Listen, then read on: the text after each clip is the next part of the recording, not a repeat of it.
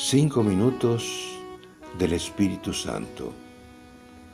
27 de marzo.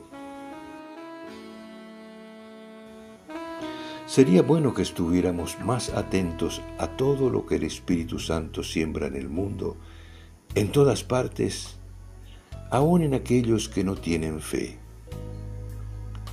El Señor nos invita a un diálogo con el mundo y nos propone también descubrir los signos de esperanza que hay en nuestro alrededor. No todo está perdido, porque el Espíritu Santo actúa siempre y en todas partes. Y aun a pesar del rechazo de los hombres, Él logra penetrar con sutiles rayos de luz en medio de las peores tinieblas.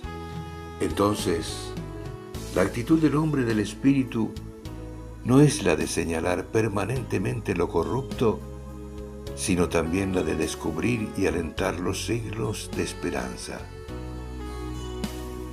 Ojalá que cada uno de nosotros pueda dar un paso maravilloso, salir de la tristeza, de la queja amarga, del rencor y tratar de descubrir qué ha sembrado el Espíritu Santo en sus amigos, en sus vecinos, en su lugar de trabajo, en su comunidad.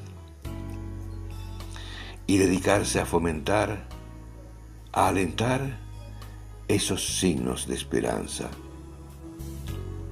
Cuánto bien hacen esas personas que son capaces de descubrir y de estimular las cosas buenas que hay a su alrededor. Más que de luchar por destruir las sombras, se desviven por alimentar la luz. Y a través de ellos, el Espíritu Santo se derrama como lenguas de fuego. Autor: Cardenal Víctor Manuel Fernández.